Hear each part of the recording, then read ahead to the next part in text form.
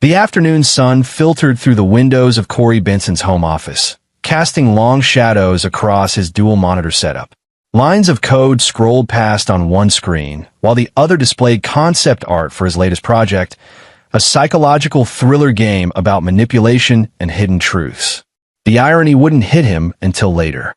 "Dad, we need to leave in 20 minutes. Emma's voice carried up the stairs, bright and cheerful as always. "Coming, sweetheart."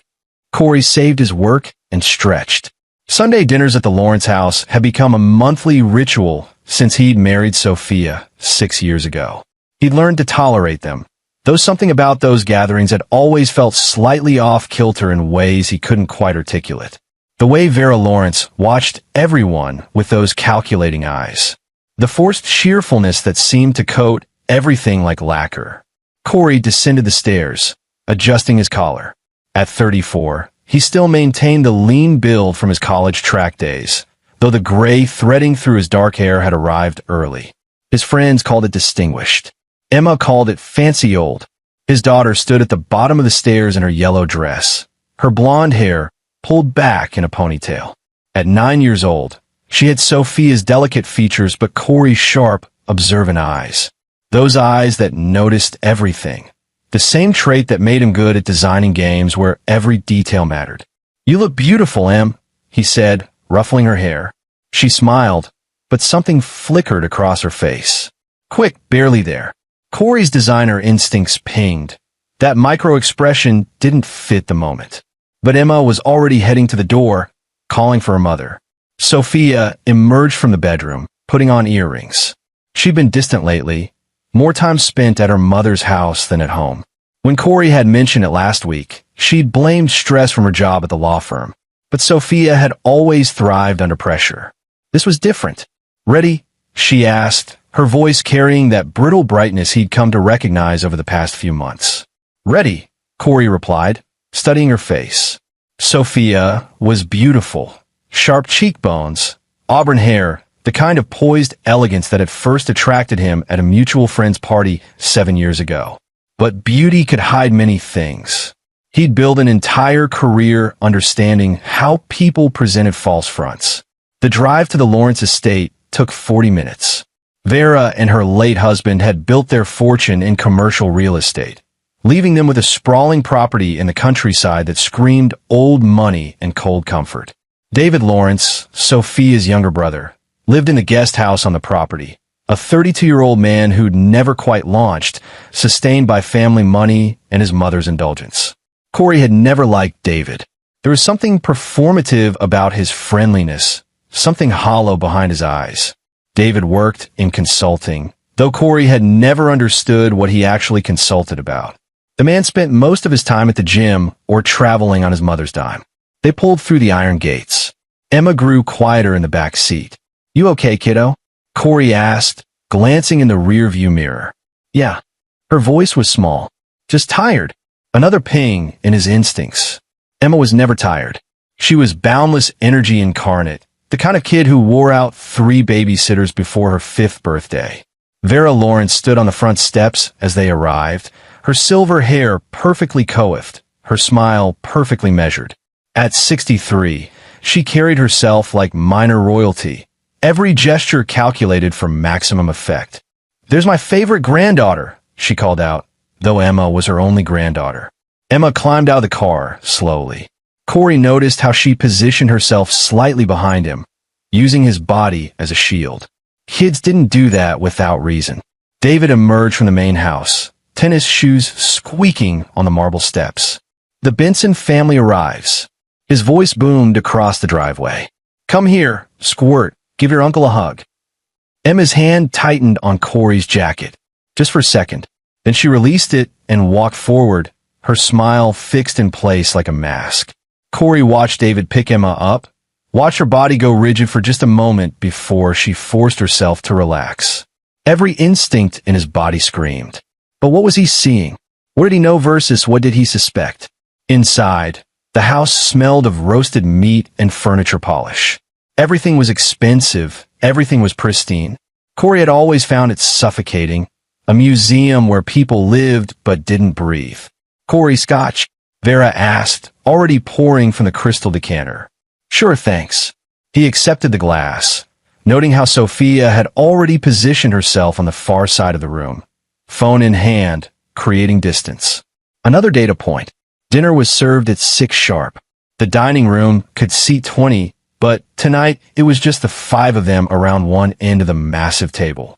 Vera at the head, David to her right, Sophia to her left. Corey and Emma sat together, forming their own small alliance in enemy territory. Except Corey hadn't realized it was enemy territory until that moment. The thought crystallized as he looked around the table. This wasn't just family dinner. This was something else. A performance, a ritual, Emma, sit up straight, Vera commanded, her voice sharp. Emma straightened, her face carefully neutral. The meal began. Pot roast, roasted vegetables, fresh bread. Vera directed the conversation like a conductor, asking about Corey's work, Sophia's cases, David's latest business opportunity. She never asked Emma anything. That itself was odd. Grandmothers fawned over grandchildren. But Vera barely looked at the girl. Unless Emma moved wrong. Then those eyes snapped to her immediately, measuring, calculating. Corey kept eating, kept smiling, kept playing his part. But his game designer's mind was working now, seeing patterns, analyzing behaviors. How David's eyes lingered on Emma. How Sophia had barely looked at her own daughter since they'd arrived. How Vera watched every interaction like a chess master studying a board. They were halfway through the main course when Emma excused herself to the bathroom. Vera's eyes followed her out of the room. So, Corey, I hear your latest game is doing well, David said, filling the silence. What's it about again? Something with puzzles? Psychological horror, Corey replied, sipping his scotch. About a man who discovers his perfect life has been a carefully constructed lie. Sounds dark, David laughed. Who plays stuff like that? People who like solving mysteries. Uncovering truth. Corey held his gaze, following breadcrumbs to find what's been hidden. Something flickered in David's expression. Quick, barely there. Emma returned, sliding back into her chair beside Corey. Under the table, he felt her hand brush against his leg, pressing something into his jacket pocket. Her face remained perfectly neutral as she reached for her water glass. Corey's pulse quickened, but he forced himself to remain calm. He took another bite of pot roast, chewed slowly, smiled at something Vera said about the weather. His hand stayed away from his pocket, even though every fiber of his being wanted to grab whatever Emma had passed him. Excuse me, Corey said, pushing back from the table. Bathroom break. He could feel their eyes on him as he left the dining room. The downstairs bathroom was down a hallway lined with family photos, Sophia's childhood, her college graduation, their wedding. All smiles, all perfect. All eyes? He locked the door and pulled the crumpled paper from his pocket. Emma's handwriting, careful and precise. Dad, check my back when we're alone. Don't react. They're watching. Corey's hands shook. He read it again. Then again. His mind raced through possibilities, scenarios, explanations. But the words were clear. The message was explicit. And Emma didn't lie. She didn't exaggerate. She was methodical, careful, observant, his daughter in every way. He flushed the note down the toilet and washed his hands, staring at his reflection in the mirror. His face was calm, neutral. Good. He'd need that. Whatever was happening, whatever this was, showing his hand now would be a mistake. When he returned to the table, the conversation had shifted to Sophia's work. She was describing a case, her voice animated in a way it hadn't been at home in months. She was relaxed here, comfortable, among her people. Corey studied his wife as if seeing her for the first time. They'd met at a friend's dinner party. She'd been sharp, funny, driven. They dated for a year, married quickly. Emma had come along 2 years later. It had felt like a fairy tale. But fairy tales had monsters. More wine, Corey? Vera asked, the decanter poised above his glass. No, thank you. Driving. Oh, stay the night, Vera suggested. We have plenty of room. Emma loves sleeping in the guest suite. No. Corey's voice came out harder than intended. He softened it. We have plans tomorrow morning. Early. Vera's smile tightened. Of course. Emma had gone very still beside him. Corey reached under the table, and squeezed her hand briefly. 3 short pulses. Their signal from when she was little. I see you. I've got you. Trust me. She squeezed back once. Okay. The rest of dinner crawled past. Dessert was served, some elaborate chocolate thing that Corey barely tasted. David told a story about a skiing trip that went on too long. Sophia laughed at all the right moments. Vera presided over it all like a queen at court. And Emma sat silent, barely eating, her eyes downcast. Finally, it was time to leave. They said their goodbyes on the front steps. Vera kissed Emma's cheek, holding her face between her hands for just a moment too long. David gave her a hug that made Corey's skin crawl. Sophia hugged her mother, whispering something Corey couldn't hear. See you next month. Vera called as they walked to the car.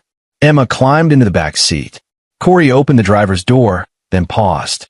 Actually, honey, I need to grab something from the bathroom. Left my watch. I'll come with you, Sophia said, already moving. It's fine, just take a second. Corey. Her voice had an edge now. Get in the car. He looked at her, really looked at her. The woman he'd married, the mother of his child, and saw a stranger. Why? He asked quietly. Because I said so. That's not a reason. Corey, get in the car. Vera's voice now, from the top of the steps. Authoritative. Final. He glanced at Emma in the back seat. She was watching, terrified. Corey made a decision. He grabbed his keys from his pocket and opened the driver's door. Actually, you know what? We're leaving now. No, Sophia said, stepping in front of the driver's door. You're not. Honey, move. Please. Mom, I don't feel well, Emma said from the back seat, her voice trembling. Can we go home? Emma, be quiet, Sophia snapped. Corey's blood ran cold. Sophia never spoke to Emma that way. Never. He tried to pull the door open, but Sophia grabbed it. David, a little help? David was already moving down the steps. Vera followed, her phone in her hand. Corey's mind calculated angles, distances, possibilities. He'd done martial arts in college, but that was years ago. David was younger, stronger, spent his life in the gym. And there were 3 of them. But there was also Emma in the car. Sophia, what is happening right now? Corey kept his voice level, buying time, analyzing. You're being dramatic, she said. As usual. We're just going to go inside and have a conversation. About what? About boundaries. And respect. And family business that doesn't concern you. If it concerns my daughter, it concerns me. She's my daughter too, Sophia hissed. Then act like it. Her hand cracked across his face. The shock of it froze him for a second. Long enough for David to grab his arms from behind. Inside, Vera commanded. All of you. Now. Corey struggled, but David had leverage and position. He was being dragged backward toward the house. Emma screamed from the car. Think. He needed to think. This was a game, a puzzle. There were always solutions if you looked hard enough, if you stayed calm, He went limp, sudden dead weight. David's grip loosened just slightly as he adjusted. Corey drove his heel down onto David's instep, hard as he could. The man yelped and his grip slackened. Corey twisted free, sprinted for the car. Sophia grabbed at him, but he shouldered past her. Keys in hand. Driver's door open. In. Engine starting. Lock the doors, Emma. The locks clicked. Sophia yanked at the passenger door handle. Corey threw the car into reverse, forcing her to jump back. David was limping forward. Vera stood on the steps, phone to her ear, speaking rapidly. Corey reversed down the driveway, tires spitting gravel. He glanced in the rearview mirror. Emma was crying silently, her face buried in her hands. It's okay, baby. We're okay. We're going home. But even as he said it, he knew it was a lie. They weren't okay. They wouldn't be okay for a long time. They'd made it to the main road before Emma spoke. She called someone? She whispered. Grandma. I saw her phone screen. She called the police. Of course she did. Corey's mind raced. What would Vera say? That he was unstable? Dangerous? That he'd try to kidnap Emma? The Lawrences had money, connections, lawyers. Sophia was a lawyer. They'd have a story prepared, a narrative that painted him as the villain. He had maybe 30 minutes before the police stopped him. Maybe less. Emma, I need to ask you something, and I need you to be very honest with me. Can you do that? Yes. The note you gave me. What's said about your back? Is it true? Did someone hurt you? Her silence was answer enough. Emma, sweetheart, I need to hear you say it. Yes. Her voice broke on the word. Yes, Dad. Uncle David. When you're traveling for work. Grandma holds me down. Mom watches. She tells me it's our secret. That you'd be angry if you knew. That you'd leave us. That I'd be put in foster care where worse things happen.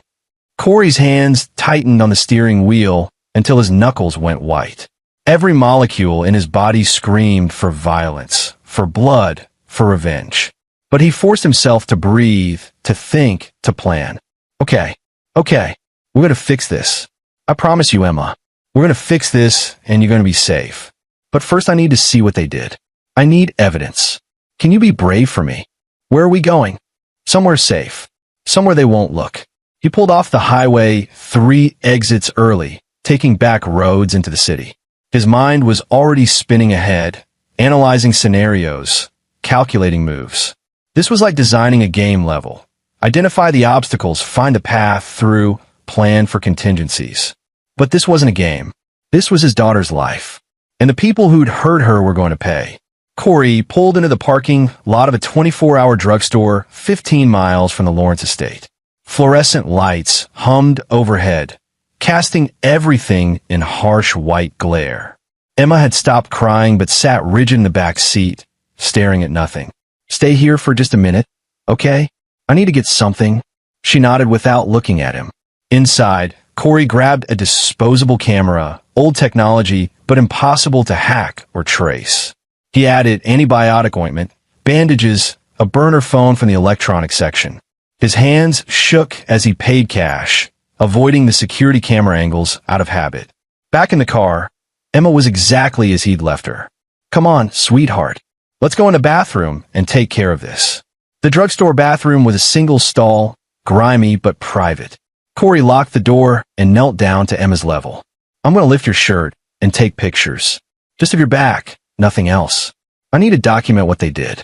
Is that okay? Emma nodded. She turned around, pulling her hair forward over her shoulder. Corey lifted the yellow dress and felt his stomach drop.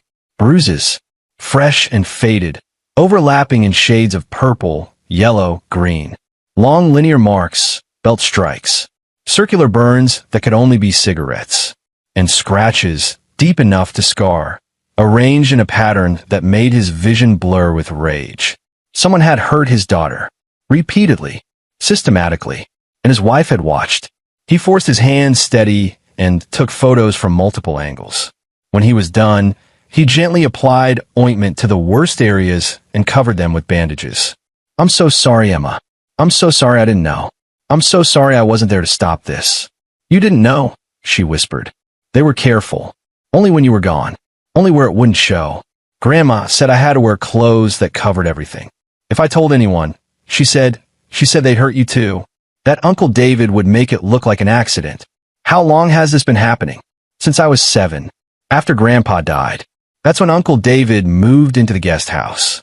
2 years. 2 years of systematic abuse, while Corey traveled for work conferences, focus-tested games, met with publishers. 2 years while Sophia delivered their daughter to her torturers. His phone buzzed. Sophia calling. He declined it. It buzzed again immediately. He powered it off. We need to move, he said. Police are probably looking for us by now. Where are we going?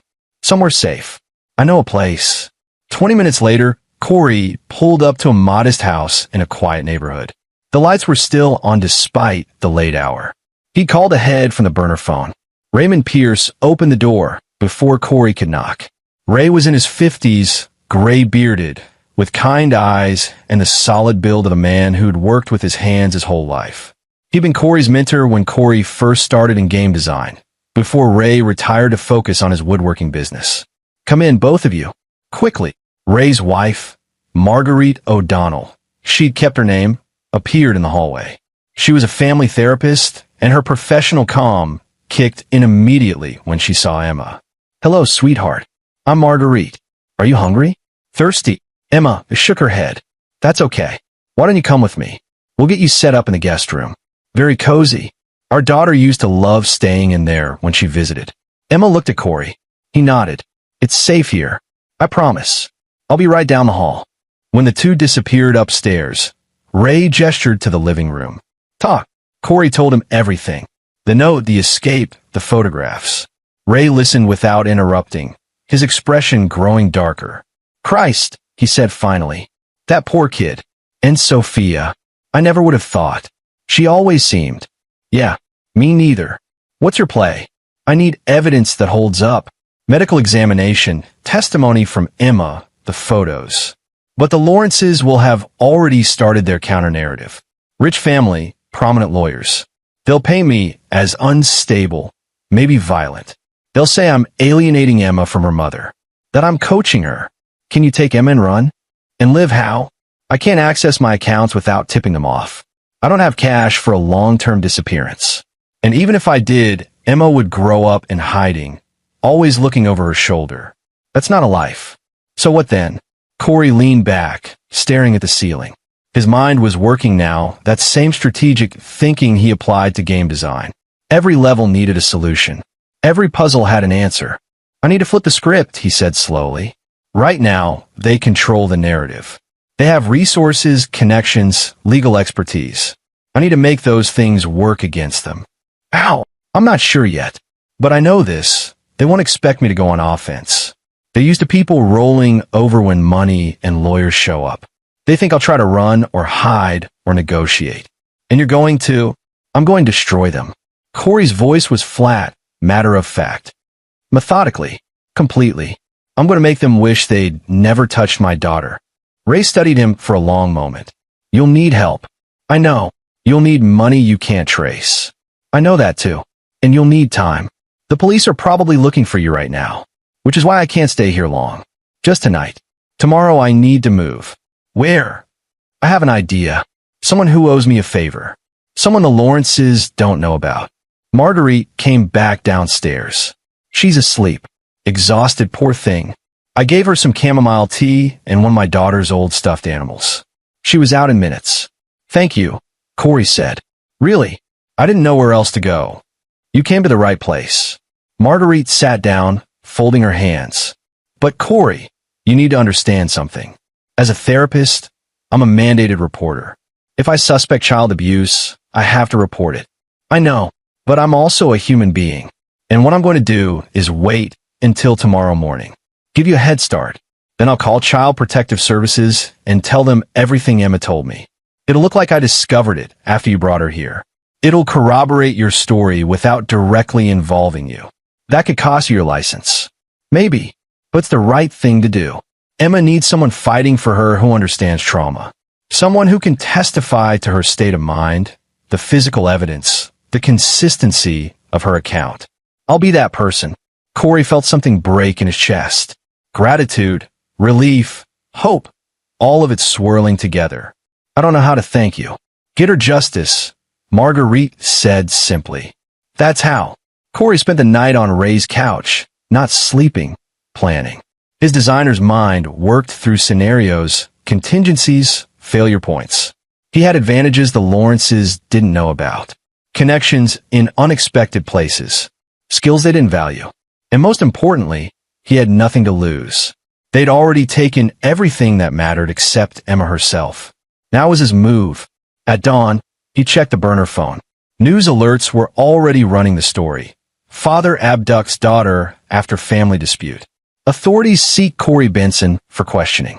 Sophia had given an interview, tears streaming down her face, begging for Emma's safe return. Oscar-worthy performance. Marguerite came down at 6, already dressed. I'm heading to the office. I'll make the call to CPS from there. Tell them Emma is with me and safe. That should buy you a few hours before they start looking here. Emma stays with me. She needs stability right now, and she needs someone who can advocate for her in the system. Ray will keep her safe while I work the legal angles. But eventually they'll come for her. CPS will want to place her somewhere during the investigation. Let me worry about that. I have friends in family court. We'll make sure she's not returned to Sophia until there's a full investigation. The photos help. My testimony helps. But Corey, she paused. Whatever you're planning, be smart. Emma needs her father around, not in jail. I'll be smart. Will you, though? Because right now you look like a man who wants to kill someone. Corey met her eyes. I'm going to do what needs to be done. Within the law. Mostly. That's what worries me. Ray drove him to the train station at 7. They didn't talk much. At the platform, Ray handed him an envelope. 5,000 cash. Prepaid credit card under a different name. Burn phone number where you can reach me. And this. He pulled out a small device. GPS scrambler. Clips to your belt. Makes you invisible to phone tracking. Friend of mine in security designed it. Ray, I can't. You can and you will. I've known you for 15 years, Corey. You're a good man. Good men don't let monsters win. He gripped Corey's shoulder. Do what you need to do. We'll hold things down on this end. The train took him south into the city. Corey kept his head down, hoodie up, avoiding cameras. He was headed to see someone he hadn't spoken to in 5 years. Someone brilliant and completely amoral. Someone who'd once told him, if you ever need something done that can't be undone, call me. It was time to make that call.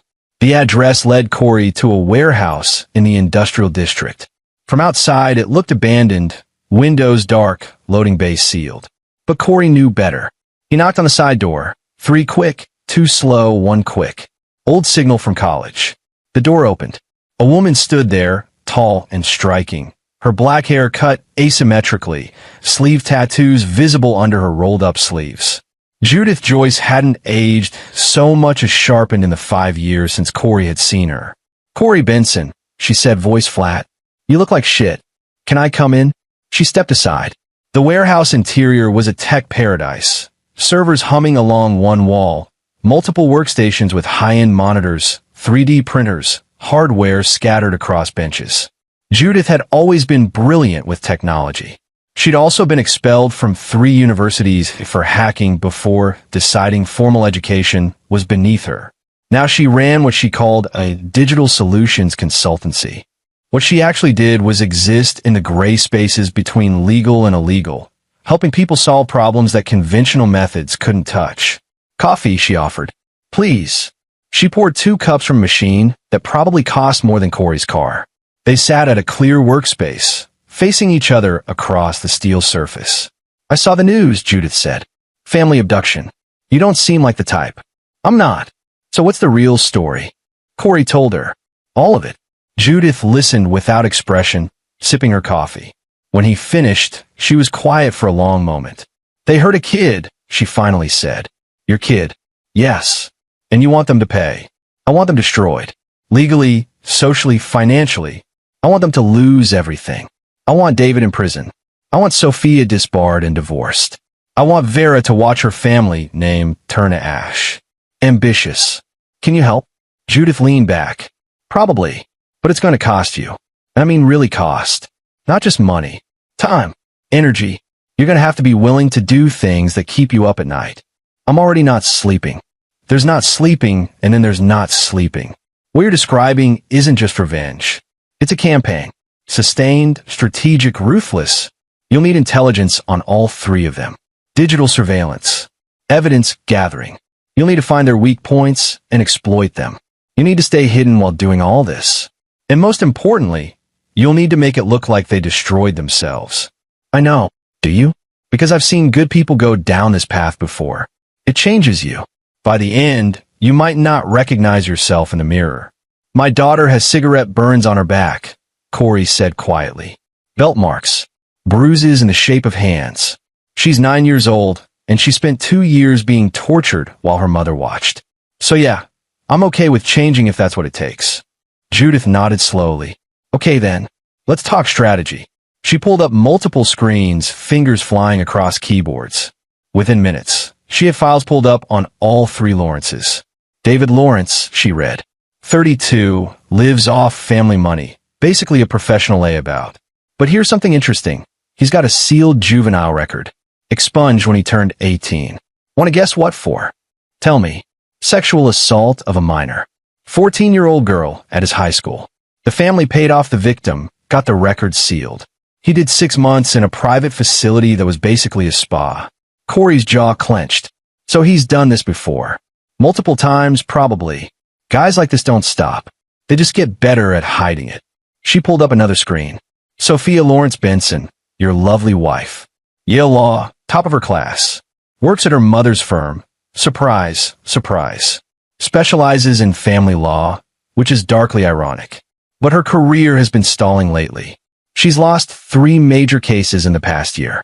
Rumor is she's developed a drinking problem, though she hides it well. I didn't know about the drinking. She wouldn't want you to. But there's more.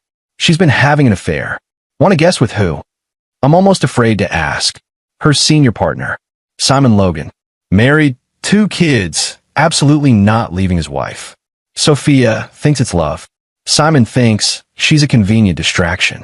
He's been stringing her along for 2 years. The same 2 years Emma had been abused. Corey felt pieces clicking together. Sophia had been distracted, compromised, desperate to keep her mother's approval and her career intact. When David's abuse started, she'd look the other way. Then she'd participated. Then she'd become complicit. And Vera, now she's the interesting one. Judith pulled up financial records. Vera Lawrence. Net worth approximately $80 million. Real estate empire built with her late husband. But here's the thing. Most of that wealth is illiquid. Properties, holdings, investments. Her actual cash flow is much more limited than she wants people to think.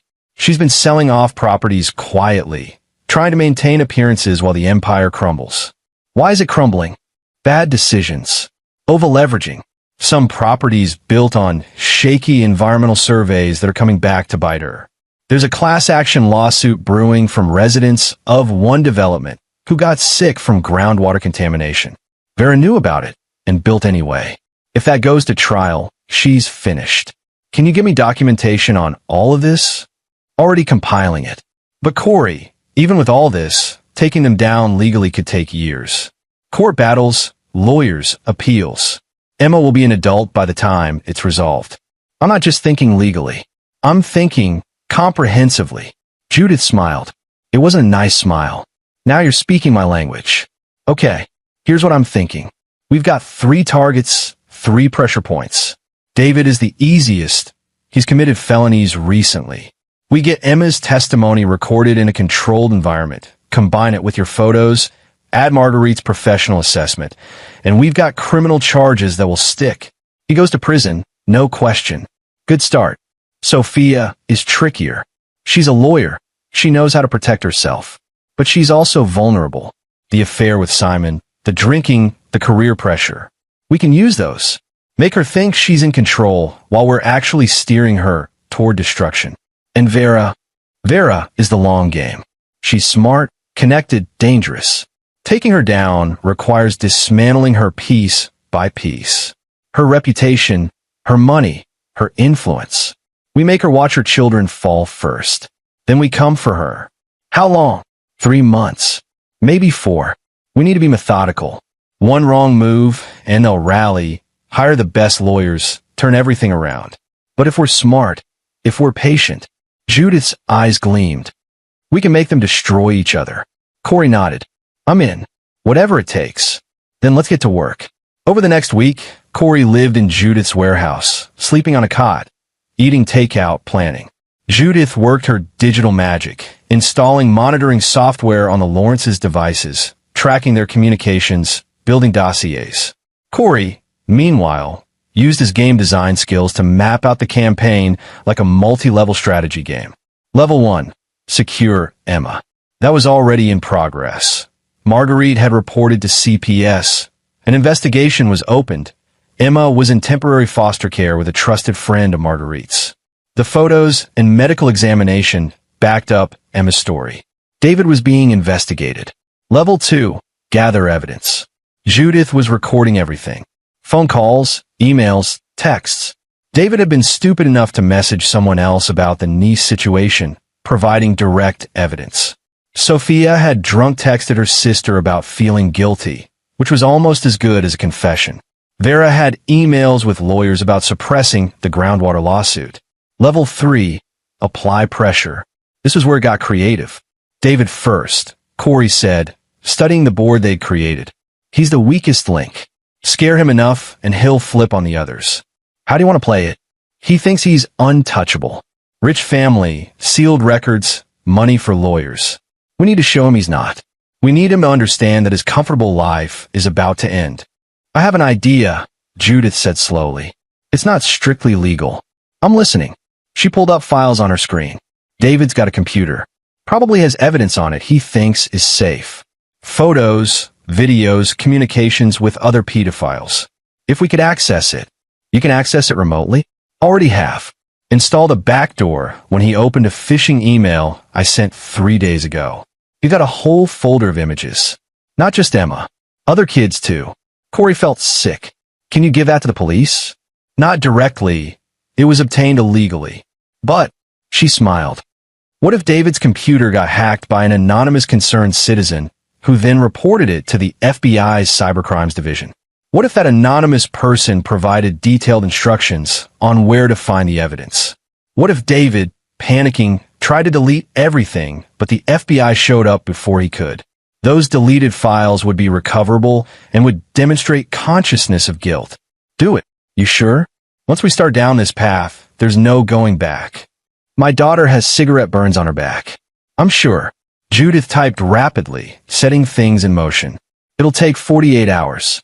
The FBI will get the tip, verify it's credible, get a warrant, and execute it. David will be arrested within 72 hours. What about Sophia and Vera? Sophia will panic when David's arrested. She'll reach out to her mother for help. That's when we hit her with phase 2. Expose the affair to Simon's wife. Anonymously, of course. With evidence. Photos, emails, hotel receipts. Simon's wife is a divorce attorney. She'll take Sophia apart. And that affects Sophia how? Simon will drop her immediately to save his own marriage. Sophia will lose her affair, her career mentor, and her reputation at the firm. She'll spiral. Start drinking more. Making mistakes. We'll document all of it. Build a case that she's an unfit mother. She's an unfit mother. Yes, but we need to prove it definitively.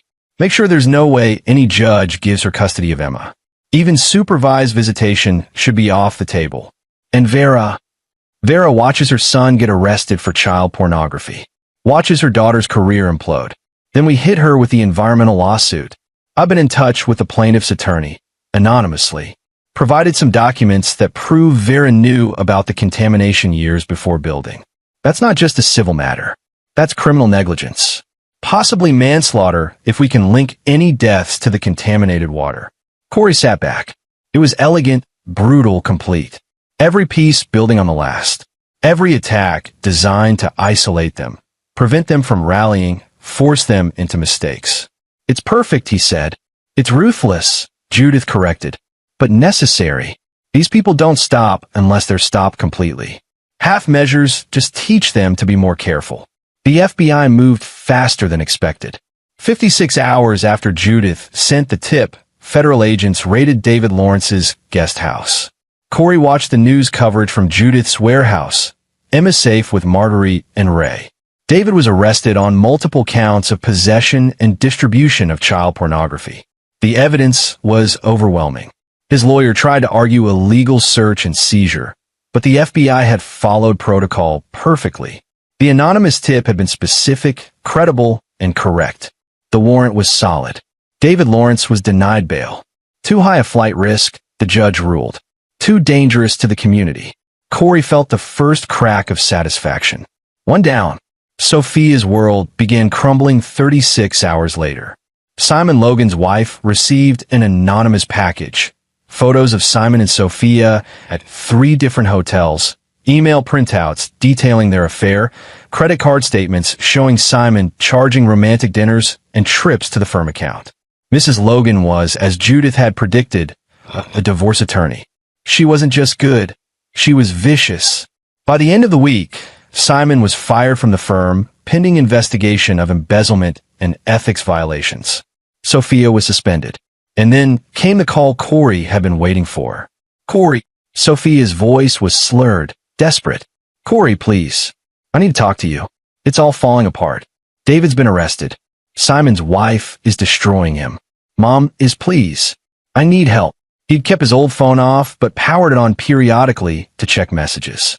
This one came at 2 in the morning. Sophia, drunk dialing her estranged husband. You watched them torture our daughter. Corey said quietly. You held her down while your brother hurt her. What help do you think I owe you? I didn't. It wasn't. Corey, you don't understand. Mom said she cut me off. She said Emma needed to learn discipline. I thought it was just spankings. I didn't know about the burns until... Until when? Silence. Until when, Sophia? Until it was too late, she whispered. Until I was complicit. Until stopping it meant admitting what I'd let happen. Corey, I'm sorry. I'm so sorry. I was weak.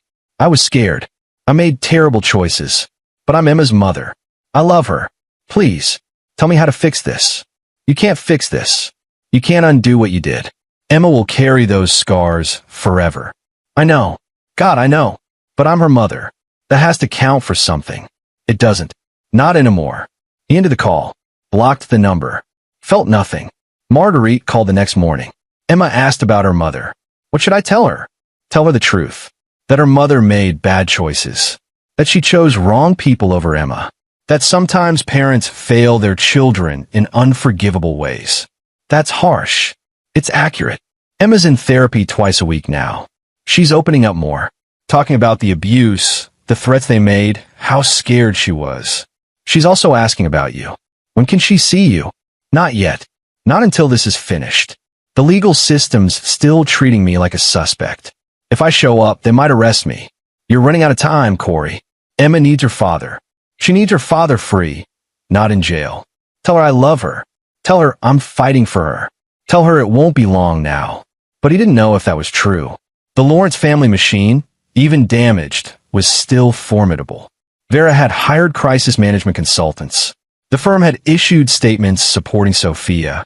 David's lawyer was arguing the FBI had exceeded their warrant. They were wounded but not beaten. That needed to change. Judith, Corey said, turning to her workstation. It's time for phase 3. She looked up, eyes bright. Vera, let's end this. The groundwater lawsuit was set to go to trial in 6 weeks. Judith had provided the plaintiffs with evidence that Vera had known about the contamination, had concealed environmental reports, had bribed inspectors. The case had gone from a civil matter to a criminal investigation. But Vera had resources. She was hiring expert witnesses, filing motions, delaying tactics. She thought she could outlast the prosecution. She was wrong. Here's what I found, Judith said, pulling up files.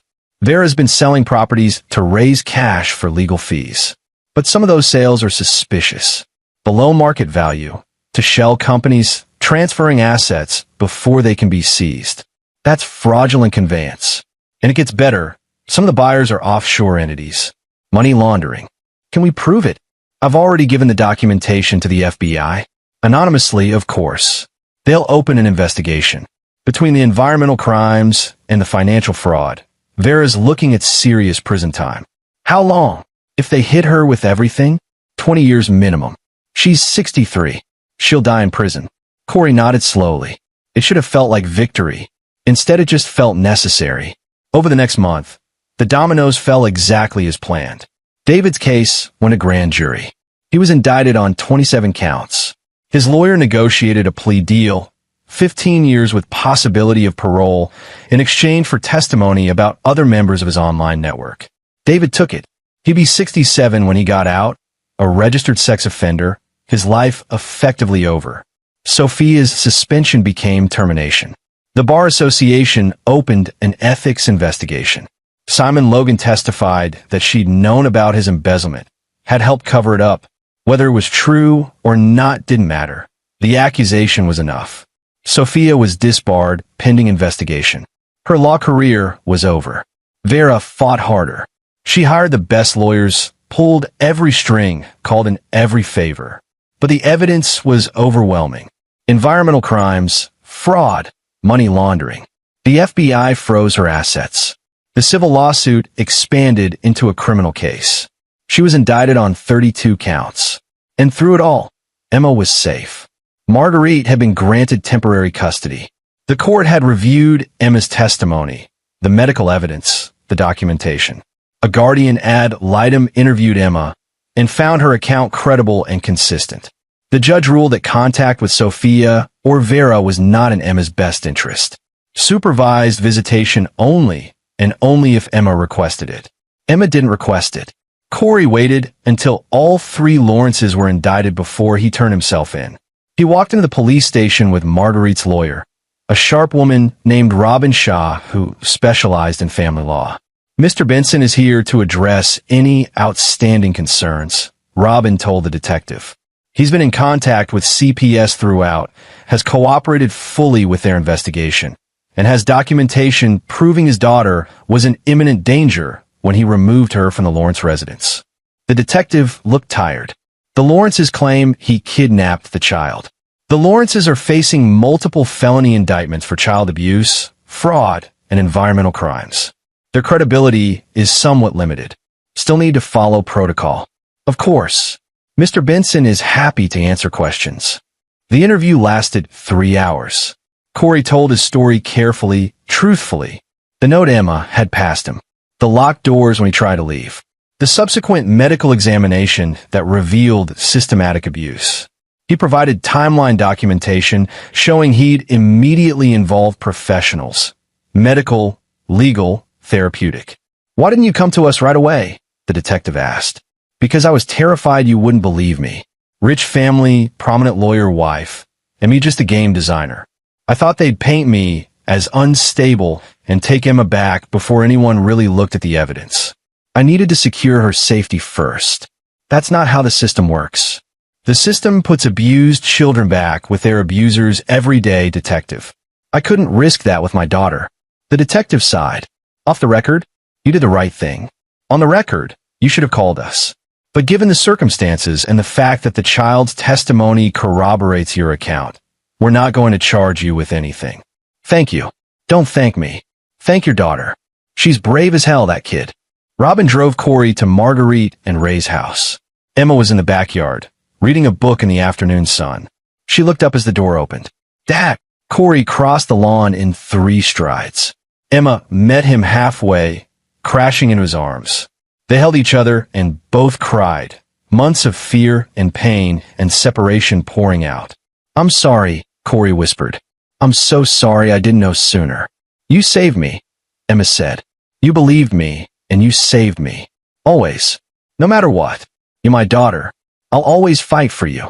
They stayed like that for a long time, the world narrowing to just the two of them. The trials took another 8 months. David pled guilty and disappeared into federal prison. Corey made sure word got out in the prison system about exactly what David had done. Pedophiles weren't popular in prison. David's life would be difficult. Sophia's trial was shorter. She tried to claim coercion, argued she'd been abused by her mother too. But the evidence was clear. She'd had multiple opportunities to stop the abuse, to report it, to protect Emma. She'd chosen complicity instead. The jury convicted her on 3 counts of child endangerment. She got 7 years. Vera fought until the end. She refused plea deals, insisted on going to trial on every count. Her lawyers were brilliant, but the evidence was overwhelming. The jury convicted her on 29 of 32 counts. The judge, a grandmother herself, showed no mercy at sentencing. "Mrs. Lawrence, you presented yourself as a pillar of the community. Instead, you were a monster who tortured her own granddaughter and destroyed lives for profit. You showed no remorse, no empathy, no recognition of the harm you caused. Therefore, I sentence you to the maximum penalty allowed by law, 45 years in federal prison without possibility of parole." Vera's face crumbled. At 64, 45 years was a life sentence. She'd die in prison, alone, reviled, forgotten. Corey watched from a gallery. Felt nothing. No satisfaction, no triumph. Just a grim sense of completion. The monsters were caged. Emma was safe. That would have to be enough. The civil lawsuit against the Lawrence estate continued. The contaminated groundwater had caused cancer clusters, birth defects, chronic illnesses.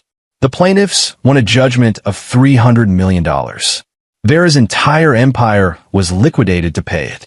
The Lawrence name, once prominent, became synonymous with greed and negligence. The estate was sold at auction. The house where Emma had been tortured was torn down. Nothing remained but empty land and bad memories. Corey and Emma moved across the country, starting over in a small town where nobody knew their story. Corey went back to game design remotely. Emma started school, made friends, saw her therapist twice a week. The nightmares came less frequently. The therapy helped. Time helped. Love helped. But some scars never fully healed. One evening, 2 years after the trials, Emma found Corey in his office. She was 11 now, taller, braver, but still sometimes afraid. "Dad, can I ask you something?" "Always." "Do you think they're sorry?" "Uncle David, Mom, Grandma. Do you think they understand what they did?" Corey considered lying. Considered saying yes, that people change, that redemption is possible. But he promised never to lie to Emma again. "I don't know," he said. "I hope they are. I hope they spend every day understanding exactly what they took from you. But even if they don't, even if they never truly understand, it doesn't matter. What matters is that they can never hurt you again. That you're safe. That you're healing." "I'm healing," Emma said, slowly. "But I am. I know. I see it every day." "Do you hate them?" Another hard question. "I did. For a long time. But hate is exhausting, Em. And it gives them power over me. So now I just nothing them. They're nothing to me. They're locked away where they belong. We're here, living our lives, and they're not part of it anymore." "Good," Emma said, "because I don't want to waste any more of my life thinking about them." "Then don't. Think about school and your friends and the soccer team you want to join. Think about the trip we're planning this summer. Think about all the good things waiting for you." Emma hugged him. "Thank you for believing me. Thank you for fighting for me." "Always," Corey said. "Always." After she went to bed, Corey stood at his office window, looking out at the quiet street. The game he'd been working on when Emma gave him that note remained unfinished. He'd started it 3 times and abandoned it 3 times. The psychological thriller about hidden truths hit too close to home. Instead, he designed a different game. A game about survival, healing, and finding strength. About a young hero navigating a dark world, facing monsters, collecting allies, building resilience. It wasn't subtle, but it was honest, and it was dedicated to Emma, his hero, his daughter, the bravest person he'd ever known. His phone buzzed. A message from Judith, who'd become a friend during their campaign against the Lawrences. Saw the news. Vera lost her appeal. She'll be 74 when she's even eligible for reconsideration. Justice, such as it is. Corey typed back, "Such as it is. Thanks for everything, Jay. Anytime. How's Emma?" "Stronger every day." "Good. She deserves that." "You both do." Corey set the phone down and returned to his work. There were games to design, stories to tell, a daughter to raise. The past would always be there, shadow at the edge of everything. But it didn't own them anymore. They'd walk through hell and come out the other side. Not unscathed, not unchanged, but together and free. And in the end, that was the only victory that mattered. And there you have it. Another story comes to an end. What did you think? I'd love to hear your thoughts in the comments below. If you enjoy this story, consider joining our community by subscribing. It means the world to us. For more stories like this one, check out the recommended videos on screen. And I'll see you there.